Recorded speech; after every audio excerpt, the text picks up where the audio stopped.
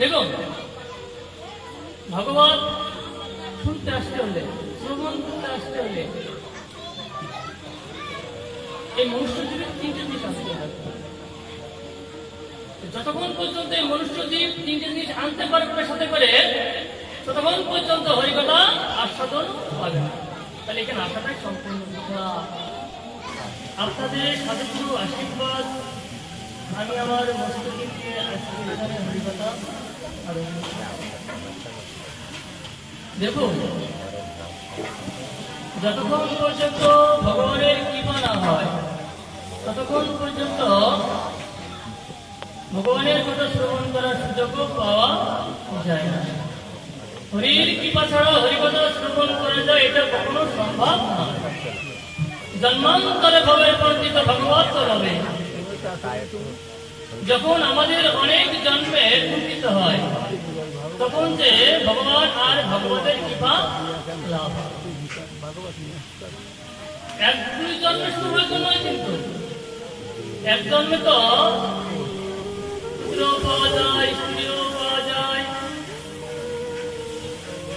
পিতামাতাও পাওয়া যায়, ভাই বোনও পাওয়া যায়, সুখ পাওয়া যায়, অর্থ পাওয়া যায়। কিন্তু এইসব দুটোর ভিতর থেকে হরিকথা সাধুসঙ্গ অত সহজে পাওয়া যায় না। এটা অত্যন্ত ভগবানের কৃপা হলে তারপর যে পাওয়া যায়।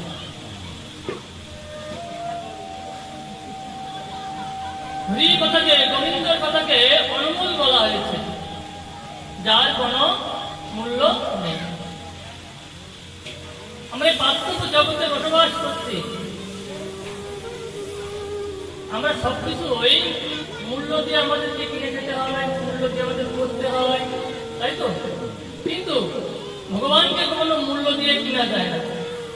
ভগবানকে যদি পেতে হয়, ভগবানকে যদি আপন করে পেতে হয়, তাহলে একমাত্র ভক্তি দিয়ে ভগবানকে মন।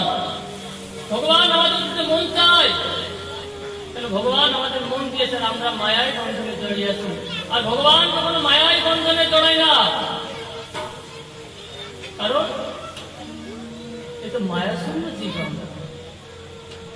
আজকে সপ্তাহে ভাগবতের প্রথম রজনী, আজকে এখানে সবাই সেই মহারাজ পরীক্ষিতকে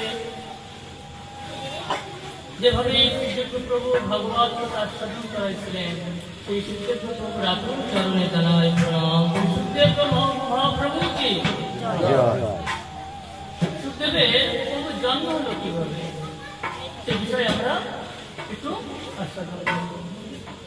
কৈলাসে দেবাদিদেব মহাদেব ধ্যান করতে আছে, এমন সময় দেবশ্রী নারদজি উপস্থিত হয়েছে। মহাদেব যখন পরবর্তী কোনো সাড়া দিচ্ছে না, তখন মা পার্বতীর কাছে গিয়েছে। ফুলবাগানে পার্বতী মহাদেবের জন্য ফুল বেলপাতা চয়ন করছেন। দেবশ্রী নারদকে দিকে মা খুব সন্তুষ্ট হয়েছে। নারদ প্রণাম করেছেন, প্রণাম মাতাজি। পার্বতী খুব সন্তুষ্ট হয়েছে। অনেকদিন পর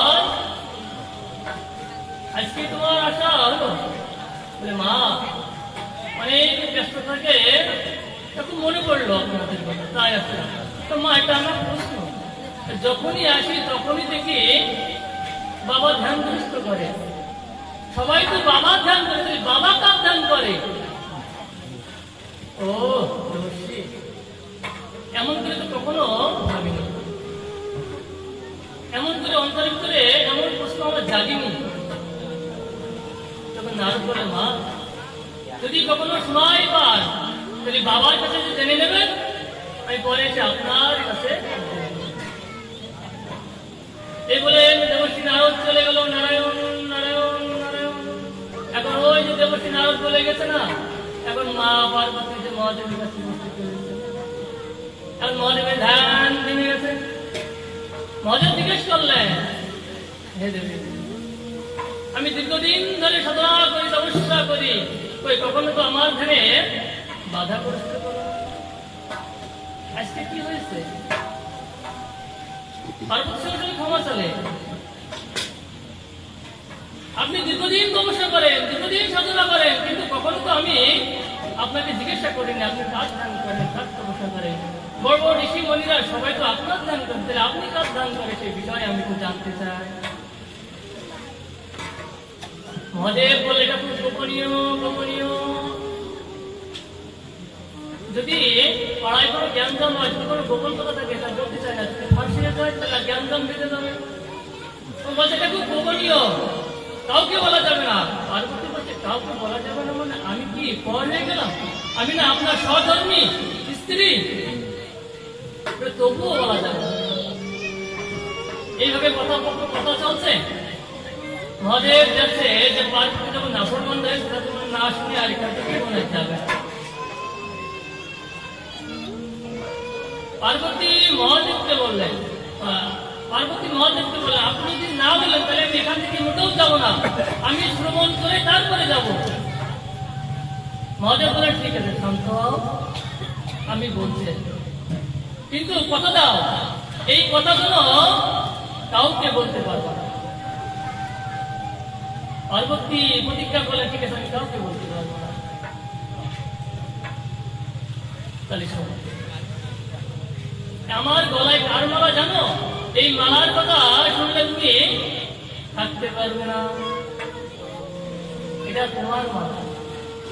বলে আমার মালা? বলে হ্যাঁ, যখন যখন তুমি দেহ ত্যাগ করো, দেহ পরিবর্তন করো, আমি একটি একটি মালা পরিধান করে আমি আমার গলায় রেখে দিই।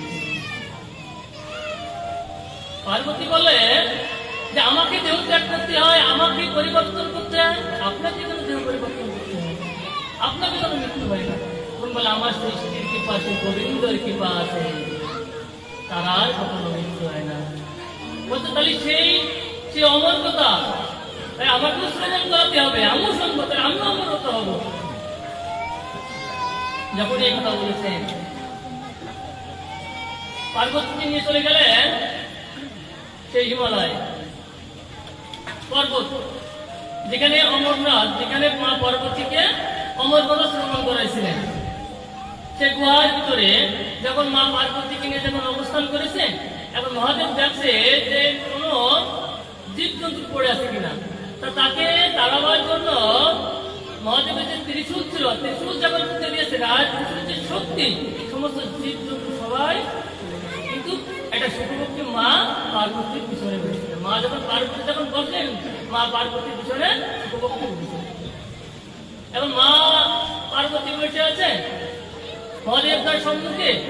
মহাদেব তখন বলছে শুনো, আমি যখন এই অমর কথা শোনাবো না, তখন মাঝে মাঝে একটু জয়ের ধরে দেখুন ভগবান